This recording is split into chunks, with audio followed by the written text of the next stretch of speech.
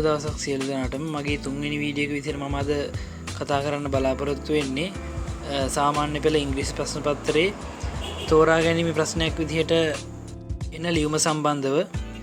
සාමාන්‍ය පෙළ ඉංග්‍රීසි ප්‍රශ්න පත්‍රයේදී 14 වෙනි ප්‍රශ්නේ විදිහට ෆෝමල් ලෙටර් එකක්, ඒ කියන්නේ රාජකාරී ලිපියක්, එහෙම නැත්නම් ඉන්ෆෝමල් ලෙටර් එකක්, ඒ කියන්නේ පෞද්ගලික ලිපියක්. මේ කොටස් දෙකෙන් එකක් එන්න පුළුවන්. ඒ වගේම ස්තම්භ ප්‍රස්ථාරයක්, වට ප්‍රස්ථාරයක් හෝ වගුවක යම් කිසි තොරතුරක් ලබා දීලා මේ තොරතුරු විස්තරාත්මක වාර්තාවක් විදිහට නිර්මාණය කරන්නත් 14 වෙනි ප්‍රශ්නේ තියෙනවා. මුල් ලකුණු 10ක් වගේ සැලකිය යුතු ලකුණු ප්‍රමාණයක් ලැබෙන නිසා මේ ප්‍රශ්නයට හොඳින් සූදානම් වෙලා යන එක අපිට ඉතාමත් වැදගත්. වගේම මේ පාර සාමාන්‍ය පෙළ විභාගයට මුහුණ දෙන්න හිතාගෙන ඉන්න අයට විතරක් නෙවෙයි, උසස් පෙළ විභාගයට මුහුණ දෙන්න හිතාගෙන ඉන්න අයටත් මේ ගොඩක් වැදගත්. ලියුමක් ලිවීමේ මූලික අරමුණ වෙන්නේ යම්කිසි අත්‍යවශ්‍ය තොරතුරක් විධිමත්ව නීත්‍යානුකූලව පුද්ගලයකට හෝ ආයතනයකට සංනිවේදනය කිරීම. මේ ෆෝමල් ලෙටර්ස්, ඉන්ෆෝමල් ලෙටර්ස් කියලා කොටස් දෙකකට බෙදන්න පුළුවන්. ඉන්ෆෝමල් ලෙටර්ස් එහෙම නැත්නම් පෞද්ගලික ලිපි ලියන්නේ අපි පෞද්ගලිකව හොඳින් දන්න හඳුනන යාළුවන්ට, අපේ පවුලේ සමාජිකයන්ට, නෑදෑයින්ට, ඒ වගේම අපිත් එක්ක එකට වැඩ කරන අයට. ඒ වගේම ෆෝමල් ලෙටර්ස්, ඒ කියන්නේ රාජකාරී ලිපි ලියන්නේ යම් කිසි තොරතුරක් රාජකාරී මට්ටමින් දැනුම් දීමට. උදාහරණයක් විදිහට සංවිධාන, උසස් නිලධාරීන් වගේ අයට තමයි රාජකාරී ලිපියකින් අවශ්‍ය තොරතුරු ලබා දෙන්නේ.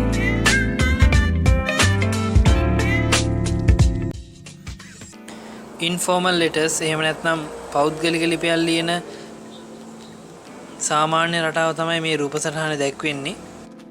මේ රටා දෙකෙන් කොයි විදිහට ලියුවත් අපිට අවශ්‍ය ලකුණු ප්‍රමාණය ගන්න පුළුවන්. ඉන්ෆෝමල් ලෙටර් එක එහෙම නැත්නම් පෞද්ගලික ලිපියක උඩින්ම යොදන්න ඕනේ සෙන්ඩර්ස් ඇඩ්‍රස්, ඒ කියන්නේ යවන්නාගේ ලිපිනය.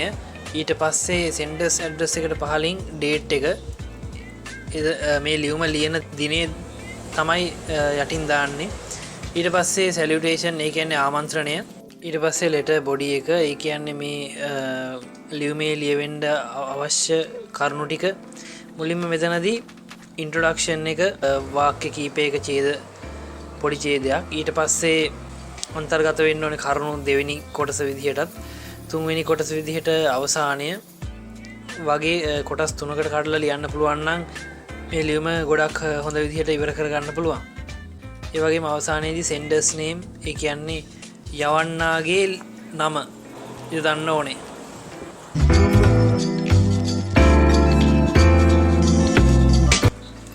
You plan to visit your uncle after the examination. Write him a letter informing him about it. Include the following. Use about 100 words. How you feel about the exam? When you expect to visit him? For how long? Things you like to do? Places you like to visit. මේ ප්‍රශ්නේ තියෙන්නේ you plan to visit your uncle after the examination. ඔයා විභාගයෙන් පස්සේ සැලසුම් කරනවා මාමලාගේ ගෙදර යන්න. Write him a letter informing him about it. ලියුමක් ලියන්න ඒ ගැන දැනුවත් කරමින්. Include the followings. පහත දේවල් අනුගමනය කරන්න. Use about 100 words. වචන 100ක් පමණ භාවිතා කරන්න. How you feel about the exam? ඔයාට විභාගයේ දැනෙන්නේ කොහොමද? When you expect to visit him?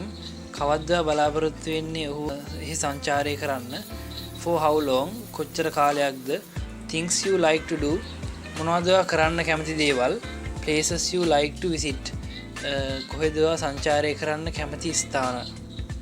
මේ වගේ ප්‍රශ්නයකදී ගයිඩ්ලයින් දීලා තියෙනවා නම් මේ ගයිඩ්ලයින් වලට අනුව තමයි උත්තරේ ලබා දෙන්න ඕනේ. මේ ගයිඩ්ලයින් වල තියෙන තොරතුරු විස්තර වෙන්න ඕනේ උත්තරේ විදිහට.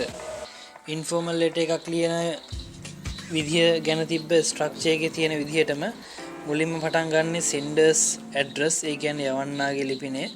යවන්නාගේ ලිපිනේ විදිහට මෙතන යොදලා තියෙන්නේ ෆීල්ඩ් විව්, අබරකඩ, 20th December 2020. ඊට පස්සේ ස්ට්‍රක්චර් එක යොදන්න අපිට කියලා තියෙන්නේ සැලියුටේෂන් එක. ලියුමක මූලිකම හරය වෙන්නේ ලෙටර් බොඩි එක. මේක කොටස් කීපයකට බෙදලා අපිට අවශ්‍ය තොරතුරු ලබා දෙන්න පුළුවන්. ඒ වගේම තවත් වැදගත් කාරණයක් වෙන්නේ ප්‍රශ්නයට අදාළව ලබා දීලා තියෙන ගයිඩ්ලයින්ස් වලට අනුව තමයි උත්තරේ ලබා දෙන්න ඕනේ. මේදී හයිලයිට් කරලා තියෙන කොටස් ඒ ප්‍රශ්නයට අදාළ ගයිඩ්ලයින් වලට අදාළව ලබා දෙන තොරතුරු තමයි මේ තියෙන්නේ. මේදී ප්‍රශ්නය සහ උත්තරය නැවත වතාවක් කියවලා තේරුම් ගන්න උත්සාහ කරන්න. මේක ඉන්ෆෝමල් ලෙටර් එකක් නිසා ලියුම අවසන් කරනකොට අපිට ඉන්ෆෝමල් ලැන්ග්වේජ් එක පාවිච්චි කරන්න පුළුවන්. උදාහරණයක් විදිහට US Sameera, US son, US daughter, ලවින් සුපුනි වගේ කොටස් මෙතනදී පාවිච්චි කරන්න පුළුවන්.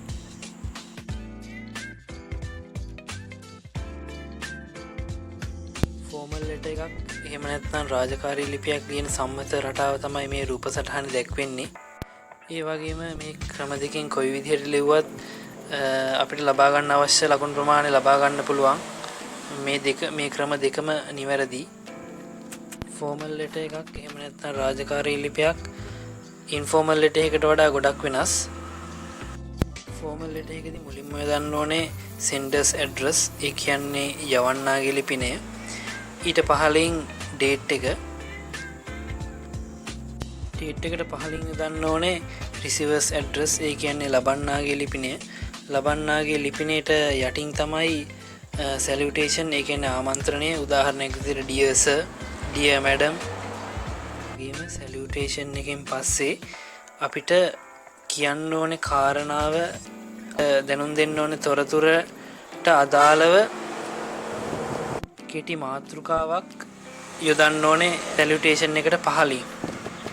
සමහර අය ටොපික් එකට පහලින් තමයි salutation එක යොදන්නේ. නමුත් ඒක වැරදි. salutation එක යොදලා තමයි පහලින් ටොපික් එක, ඒ කියන්නේ මාතෘකාව දාන්නේ. ඊට පස්සේ letter body එක. මෙතනදී අපිට කියන්න අවශ්‍ය වෙන කාරණා වචන 90කට විතර කෙටි කරලා මෙතන යොදන්න ඕනේ. letter body එකෙන් පස්සේ අවසානයේට දාන්නේ signature එක. මෙතන signature එකටත් යටින් වරහන් ඇතුලේ designation එක යොදන්න ඕනේ. designation එක කියන්නේ අනෙකනාගේ තනතුර. ඒක ප්‍රශ්නේ දීලා තියෙනවා. ඒ විදිහට designation එක එහෙම නැත්නම් තනතුර අත්සනට පහලින් යොදන්න ඕනේ. formal letters වලට අදාළ ප්‍රශ්නයක් සාකච්ඡා කරමු. You are the secretary of the English Literary Union of your school. The members have decided to make a visit in the National Museum, Colombo. Write a letter to the director, National Museum. Use about 100 words.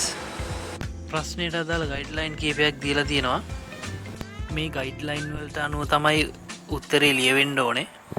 පළවෙනි guideline එක date and time of the visit. දෙවෙනි guideline එක number of participants.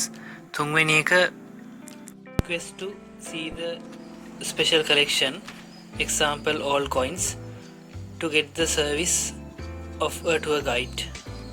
හතරවෙනි එක ask permission to take photographs, to have lunch in the premises. ප්‍රශ්න දීලා තියෙන්නේ you are the secretary of the English Literary Association of your school. ඔයා තමයි ඉංග්‍රීසි සාහිත්‍ය සංගමේ ලේකම් ඔයාලගේ ඉස්කෝලේ. The members have decided to make a visit to the National Museum. members ලා කියන්නේ සමාජිකයෝ have decided තීරණය කරලා තියෙනවා make a visit සංචාරයකට යන්න National Museum, Colombo. National Museum කියන්නේ ජාතික කෞතුකාගාරය. Write a letter to the director. ලියුමක් ලියන්න director කියන්නේ අධ්‍යක්ෂක.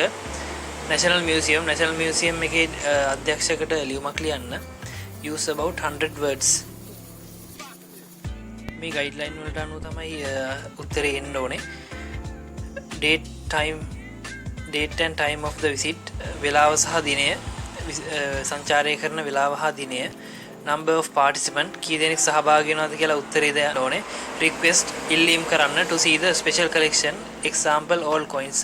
එතකොට මෙතනදී පරණ කාසි වගේ විශේෂ දේවල් බැලීම සඳහා ඉල්ලීමක් කරන්න කියන එක තමයි මෙතන කියලා තියෙන්නේ. to get a service of a tour guide සංචාරක මඟ පෙන්වන්නෙකුගේ සේවය ලබා ගන්නත් රික්වෙස්ට් කරන්න, ඒ කියන්නේ ඉල්ලීම් කරන්න කියලා මෙතන කියලා තියෙන්නේ. අවසාන ගයිඩ්ලයින් එක විදිහට ask permission to take photographs, to have lunch in the premises. ඒ කියන්නේ කෞතුකාගාර භූමියේ දිවාහාරය ලබා ගැනීම සඳහා අවසර ඉල්ලන්න. මේ ගයිඩ්ලයින් 4ට අනුකූලව තමයි අපේ උත්තරේ ලියන්න ඕනේ.